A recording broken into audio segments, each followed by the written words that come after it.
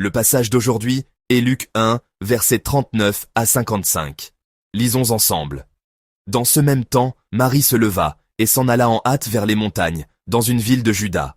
Elle entra dans la maison de Zacharie et salua Élisabeth. Dès qu'Élisabeth entendit la salutation de Marie, son enfant tressaillit dans son sein, et elle fut remplie du Saint-Esprit. Elle s'écria d'une voix forte, « Tu es bénie entre les femmes, et le fruit de ton sein est béni. Comment m'est-il accordé que la mère de mon Seigneur vienne auprès de moi? Car voici, aussitôt que la voix de ta salutation a frappé mon oreille, l'enfant a tressailli d'allégresse dans mon sein. Heureuse celle qui a cru, parce que les choses qui lui ont été dites de la part du Seigneur auront leur accomplissement. » Et Marie dit, « Mon âme exalte le Seigneur, et mon esprit se réjouit en Dieu, mon Sauveur, parce qu'il a jeté les yeux sur la bassesse de sa servante. Car voici, désormais toutes les générations me diront bienheureuse, parce que le Tout-Puissant a fait pour moi de grandes choses. Son nom est saint, et sa miséricorde s'étend d'âge en âge sur ceux qui le craignent. Il a déployé la force de son bras. Il a dispersé ceux qui avaient dans le cœur des pensées orgueilleuses. Il a renversé les puissants de leur trône, et il a élevé les humbles.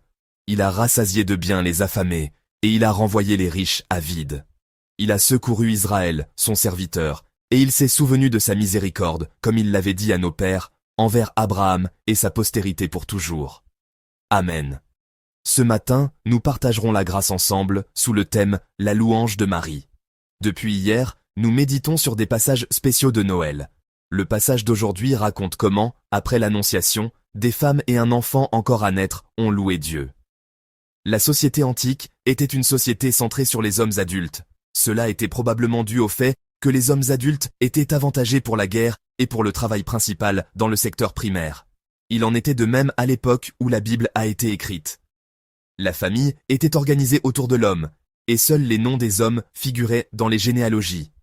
L'évangile de Matthieu, qui relate la naissance de Jésus, suit rigoureusement cette culture et cette tradition. Matthieu se concentre davantage sur Joseph, l'époux légal de Marie et le père légal de Jésus, que sur Marie qui a conçu Jésus. Ainsi, il met l'accent sur la réaction de l'homme ayant l'autorité légale. Cependant, le point de vue de Luc est un peu différent de celui de Matthieu. Luc rapporte l'annonciation qui a été faite directement à Marie, et il a consigné dans ce passage d'aujourd'hui la scène de sa rencontre avec Élisabeth, une autre femme. Après avoir entendu l'annonciation de l'ange Gabriel, Marie se rendit immédiatement chez Élisabeth. C'est probablement parce que l'ange lui avait annoncé qu'Élisabeth était enceinte de 6 mois.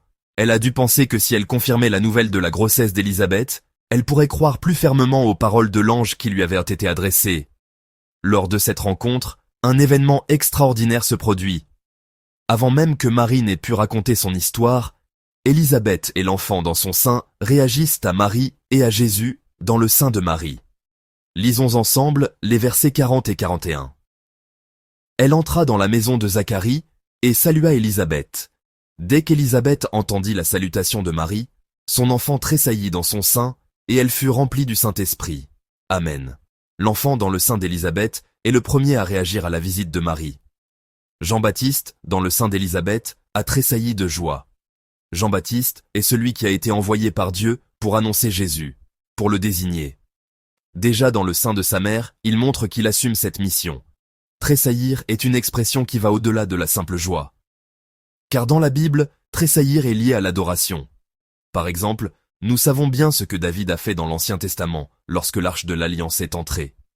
Il est écrit que lorsque l'arche est entrée, David a dansé de joie, dansant de toutes ses forces.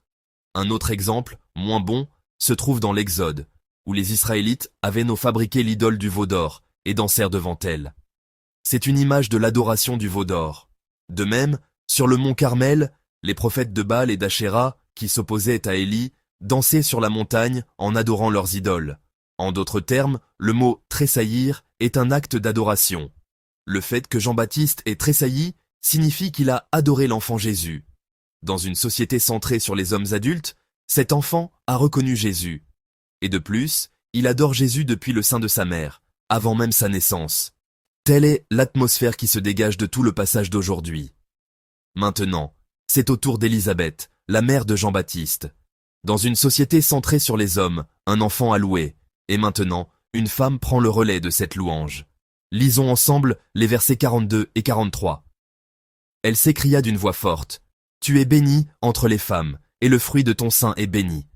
Comment m'est-il accordé que la mère de mon Seigneur vienne auprès de moi? Amen. Après avoir échangé des salutations avec Marie, Élisabeth fut remplie du Saint-Esprit.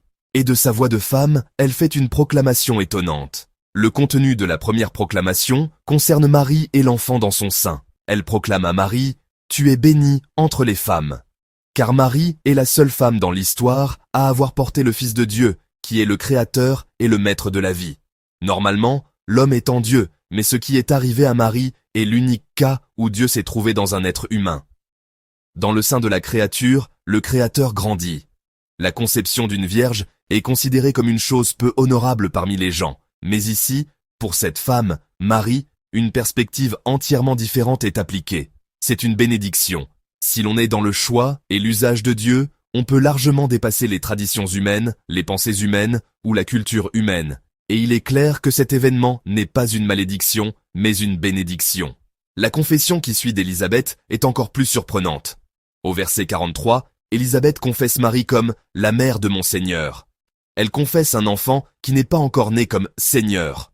N'étant pas né, il n'était bien sûr pas encore visible. C'était juste après l'Annonciation, donc aucun changement visible lié à la grossesse n'avait encore eu lieu sur le corps de Marie.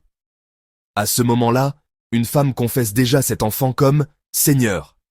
La mère de mon Seigneur, elle accepte la mère de l'enfant comme la mère de son Seigneur. Que s'est-il passé pour cette femme? Même lorsque Jésus a commencé son ministère public, la plupart des gens ne croyaient toujours pas en lui. C'est-à-dire qu'ils ne le confessaient pas comme Seigneur. Même lorsqu'il a montré de nombreux miracles et signes, les gens n'ont pas reconnu Jésus comme Seigneur. Mais, à ce moment où rien ne s'est encore produit, une femme confesse Jésus, un enfant encore à naître, comme Seigneur, Kyrios, Adonai. La vraie foi est exactement cela. Même si l'on ne voit rien et que rien ne se passe, croire en Dieu lui-même et avoir confiance en sa parole, voilà ce qu'est la foi. De plus, ce qui se passait alors était très effrayant pour ces femmes. Élisabeth était tombée enceinte à un âge avancé. Luc 1, verset 7, rapporte clairement qu'Élisabeth et Zacharie étaient avancés en âge. C'est encore le cas aujourd'hui, mais dans l'Antiquité, où les installations hospitalières n'étaient pas adéquates, une grossesse tardive, un accouchement à un âge avancé, était une chose extrêmement dangereuse. Face au danger d'une grossesse tardive, Élisabeth avance non pas avec crainte, mais avec joie, désirant que la volonté de Dieu s'accomplisse. Je prie au nom du Seigneur pour que cette foi vienne sur nous tous qui attendons Noël. Le cas de Marie est encore plus grave. Comme vous le savez bien qu'elle fût fiancée à un homme, elle conçut un enfant alors qu'elle était encore vierge. Dans la société antique, c'était une situation dangereuse qui pouvait causer de très gros problèmes. Malgré cela, Marie a accepté cet événement avec obéissance et loue Dieu avec joie. Le contenu de cette louange se déploie à partir du verset 46. Et dans cette louange, Marie confesse clairement que la nouvelle de cette grossesse n'est pas seulement pour elle. Elle confesse avec foi que les choses merveilleuses que Dieu accomplira pour l'histoire d'Israël et pour toute l'humanité se produisent maintenant en elle. En particulier, le contenu de cette louange est que Dieu disperse les orgueilleux et élève les humbles. Une femme a confessé une situation invisible par la seule foi et a loué Dieu. L'autre femme a loué Dieu en regardant avec foi la volonté de Dieu qui, à travers ce qui se passait en elle, allait déployer sa bonne histoire pour toute l'humanité. Cependant, il y a un point commun dans la confession de ces deux femmes. C'est la question de savoir comment ces deux femmes ont pu réagir de la sorte, et nous pouvons voir que c'était une réaction à la parole. Au verset 45, il est écrit « Heureuse celle qui a cru, parce que les choses qui lui ont été dites de la part du Seigneur auront leur accomplissement. » Et au verset 55, il est écrit « Comme il l'avait dit à nos pères, envers Abraham et sa postérité pour toujours. » Les deux femmes s'accrochent à la parole de la promesse.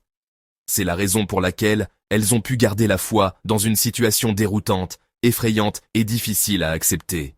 Elles se sont accrochées à la parole de Dieu, à la parole de la promesse. Chers frères et sœurs, si nous regardons aux circonstances, nous ne pouvons qu'être ébranlés. Si nous nous accrochons à la parole de Dieu, nous pouvons vaincre. Je vous bénis au nom du Seigneur, afin que cette journée ne soit pas vécue en regardant aux situations incertaines, mais en vous accrochant à la parole certaine de Dieu. Alors, même si notre vie est insignifiante, même si personne ne nous remarque, nous pouvons atteindre la place que Dieu honore. Tout comme ces femmes humbles ont vécu une vie grandiose en louant Dieu, s'accrochant à la parole de la promesse, je prie au nom du Seigneur pour que nous tous, aujourd'hui, nous nous accrochions à la parole de la promesse de Dieu, que nous surmontions nos situations et nos circonstances, et que nous louions et exaltions Dieu.